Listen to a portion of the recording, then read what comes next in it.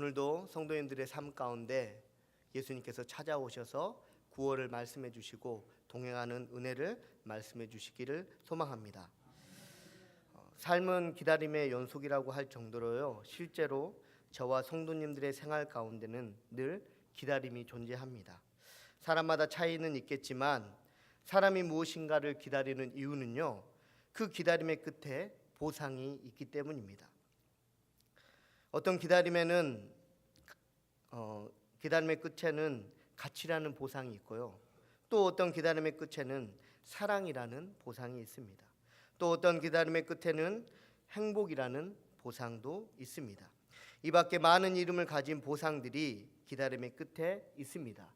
그런데 문제는요, 이러한 보상들이 정말로 우리가 원하는 보상이 아닐 수도 있다라는 것에 있습니다. 이성복 시인의 그날이라는 시의 마지막 부분을 제가 한번 읽어보도록 하겠습니다. 그날 태어난 나무들 위로 날아오르는 것은 다 새가 아니었다. 나는 보았다. 잔디밭 잡초 뽑은 여인들이 자기 삶까지 솎아내는 것을, 집 허무는 사내들이 자기 하늘까지 무너뜨리는 것을 나는 보았다. 새 점치는 노인과 변통의 다정함을, 그날 몇 건의 교통사고로 몇 사람이 죽었고 그날 시내 술집과 여관은 여전히 붐볐지만 아무도 그날의 신음소리를 듣지 못했다. 모두 병들었는데 아무도 아프지 않았다. 세상을 살아가면서요, 기다림의 보상으로 가치를 얻고 또 사랑을 얻고 행복을 얻었다고 해서, 또 다른 어떤 것을 얻었다고 해서 그것을 진정으로 보상으로 여길 수 없는 것이, 시에서 모두 병들었는데 아무도 아프지 않았다라는 표현처럼 이러한 보상들은 나를 죄에서 깨끗하게 하지 못하기 때문입니다. 깨끗하게 하지 못하게 할 뿐 아니라요, 죄인임을 깨닫게도 하지 못한다라는 것입니다. 무엇이 그렇습니까? 우리가 생각하는 사랑의 보상이 그렇고요, 행복의 보상이 그렇고 가치의 보상이 그렇다라는 것입니다. 그리고 죄에서 깨끗하게 되지 못하고 죄인임을 알지 못하는 사람은요, 그 사람이 가는 곳은 영원한 죽음, 바로 지옥뿐임을 성도님들 기억하시기 바랍니다. 반면에 본문 25절에서 시므온은요, 이스라엘의 위로를 기다리는 자라고 말씀하고 계십니다. 말씀에서 위로는요, 구원을 말씀하고 계십니다. 하나님께서는요, 내가 죄인임을 알게 하시고 회개하게 하시고 또한 그 회개를 통해 죄의 모든 문제를 해결해 주시고, 그래서 죽음이 아닌 영원한 생명에 이르게 하시는 분이십니다. 그리고 이 모든 일들을 오직 예수님을 통해서 이루어지게 하셨습니다. 그래서 모든 사람들, 특별히 저와 성도님들의 기다림의 보상은 다른 어떤 것이 아닌 마땅히 예수님이어야 할 줄로 믿습니다. 이러한 구원이 얼마나 귀한 것인지를 생각하므로 예수님을 사모하고 더 나아가 예수님의 제 이름을 기다리는 성도님들 다 되시기 바랍니다. 그렇다면 하나님께서는 시므온을 통해서 우리에게 어떤 마음으로 예수님을 기다리기 원하실까요? 첫째, 성령 충만함으로 예수님을 기다리기를 원하십니다. 우리 25절 말씀 한번 같이 읽겠습니다. 예루살렘에 시므온이라는 사람이 있으니 이 사람은 의롭고 경건하여 이스라엘의 위로를 기다리는 자라. 성령이 그 위에 계시더라. 아멘. 말씀에서 성령이 그 위에 계시더라를 직역하면요, 성령님이 거룩한 상태로 그의 위에 계속하여 머물러 계신다라는 의미입니다. 다시 말해서요, 시므온의 삶은 항상 성령님과 동행하는 삶이었다라는 것입니다. 실제로 본문에서 25절에서 27절까지 시므온을 말할 때요, 항상 성령님이 언급되어 있음을 우리는 성경을 통해 볼 수 있는 것입니다. 성령 독점권이라는 글을 읽어본 적이 있습니다. 몇몇 목사님들이 모여서요, 자신들이 살고 있는 도시에 무디를 초청해야 될지 말아야 될지를 의논하였다고 합니다. 그런데 그중 무디를 별로 좋지 않게 생각하는 한 목사님이 비양조로, 아니 무디가 성령의 동점권을 갖고 있답니까? 라고 말했다고 합니다. 그러자 다른 한 목사님이 조용히 이렇게 말을 했는데요, 그게 아니라 성령께서 무디에 대한 독점권을 갖고 계십니다 라고 말했다고 합니다. 사랑하는 성도님들, 성령님의 독점권이 성도님들에게 임하시기를 바랍니다. 구원자이신 예수님을 기다린다는 것은요, 시간으로 되는 것이 아닙니다. 노력으로도 되는 것도 아니고 성품으로 되는 것이 아닙니다. 오직 성령님께 사로잡힐 때 우리는 기다릴 수 있다라는 것입니다.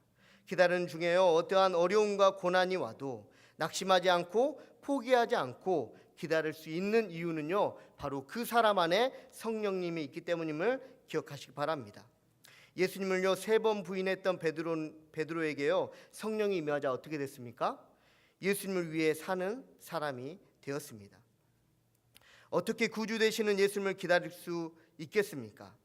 우리는 할 수 없으되 성령님은 하실 줄 믿습니다.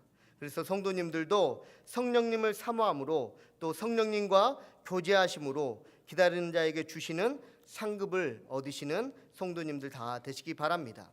두 번째, 하나님께서는요 믿음으로 예수님을 기다리기를 원하십니다. 우리 30절 말씀 한번 같이 읽겠습니다.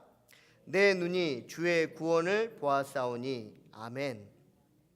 말씀에서 시므온 자신이 주의 구원을 보았다고 하지 않고요, 내 눈이 주의 구원을 보았다고 말하는 것은요, 예수님은 구원을 베푸시는 분이신가 동시에 또한 예수님은 구원자 자체이시라는 것을 강조하기 위함입니다.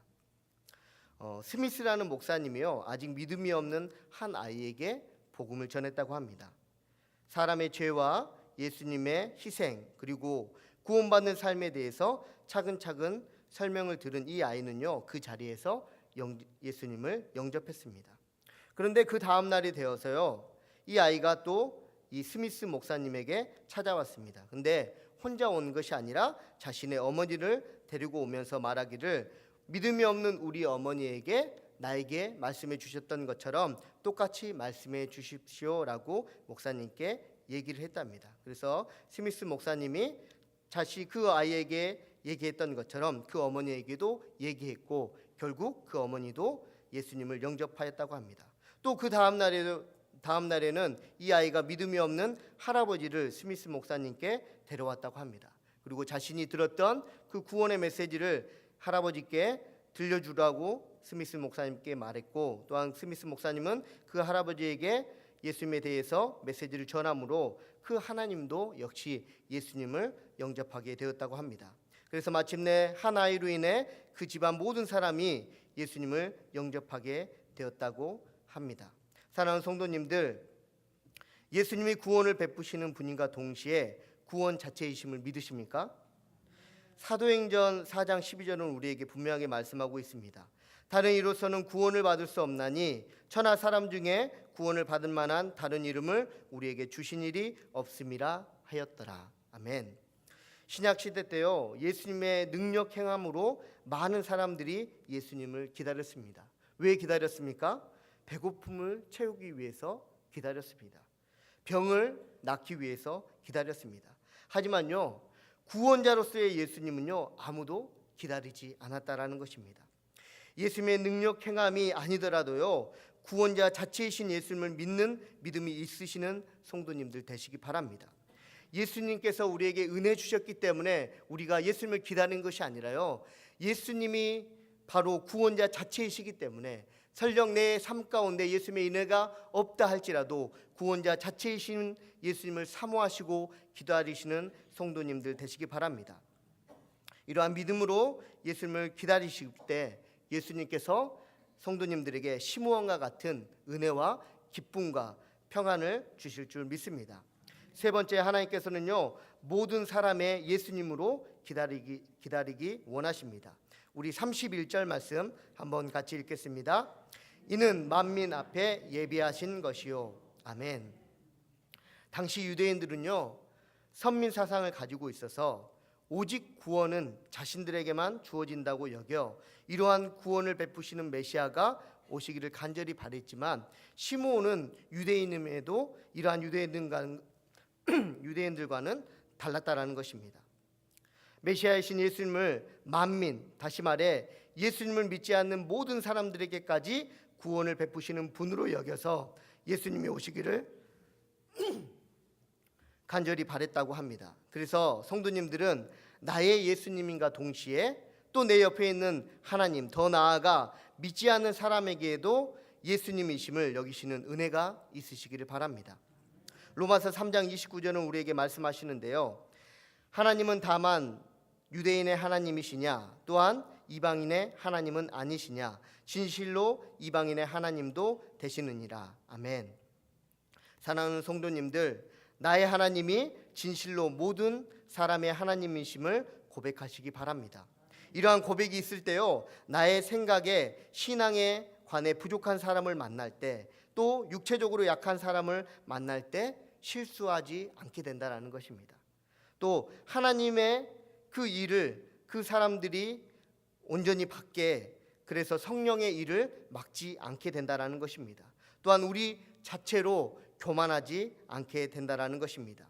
여기 모이신 성도님들이 나의 하나님은 곧 모든 사람의 하나님이심을 고백함으로 하나님의 기쁨이 되시고 사람들에게는 본이 되는 그리스도인들 다 되시기 바랍니다. 말씀을 마치도록 하겠습니다. 사람의 모든 삶은요, 기다림의 연속이라고 했습니다. 근데요, 그 기다림의 연속의 끝은 보상이 있기 때문에 누구나 그 기다림을 찾고 또한 그 기다림을 인내하는데, 그 보상은요, 곧 가치일 수도 있고 사랑일 수도 있고 평안일 수도 있다는 것입니다. 근데 우리가 생각해야 될 한 가지는요, 그 가치가, 그 사랑이, 그 평안이 정말 나로 하여금 만족스럽게 하느냐, 이겁니다. 나의 영혼을 정말 책임져 줄 수 있냐라는 것입니다. 근데요, 안타깝게도 그것들은 나의 영혼을 채울 수 없다는 것입니다. 왜냐하면요, 그것들을 통해서 내가 죄인임을 깨닫지 못하게 되고, 또한 그것들이 나의 죄를 깨끗하게 하지 못하기 때문입니다. 그래서 우리는 온전히 나를 깨끗하게 하시고 죄인임을 알게 하시는 예수님을 기다려야 된다는 것입니다. 사랑하는 성도님들, 항상 재림 예수님을 기다리시면서 그 예수님을 사모하시면서 하루하루를 보내시는 성도님들의 삶이 되시기 바랍니다. 어떠한 마음으로 기다려야 된다고 오늘 성경은 말씀하십니까? 첫째는 성령 충만함으로 기다리라고 말씀하십니다. 두 번째는 온전한 믿음으로 기다리라고 말씀하십니다. 마지막으로 나의 하나님뿐만 아니라 모든 하나님이 된다라는 그 믿음을 가지고 우리에게 예수님을 기다리라고 말씀하십니다. 사랑하는 성도님들, 시므온이 성령님을 통해 예수님을 보겠다라고 약속을 받고 또한 그 약속의 이룸을 통하여서 기쁨과 평안을 얻었던 것처럼 끝까지 예수님을 기다림을 통하여서 시므온과 같은 은혜가 성도님들 가운데 있기를 소망합니다. 기도하시겠습니다. 사랑의 하나님 아버지, 감사합니다. 아기 예수를 기다리고 또한 재림하실 예수님을 기다립니다.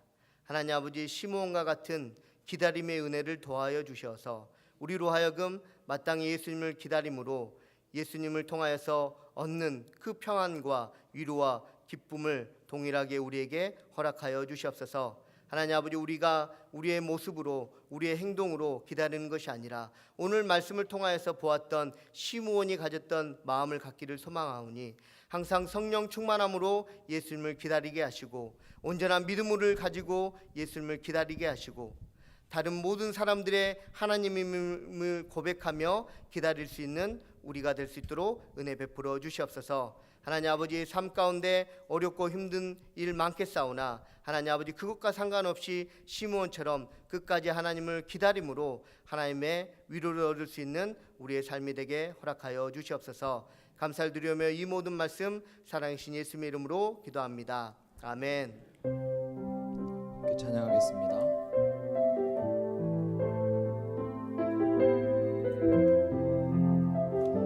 주님 다시 오실 때까지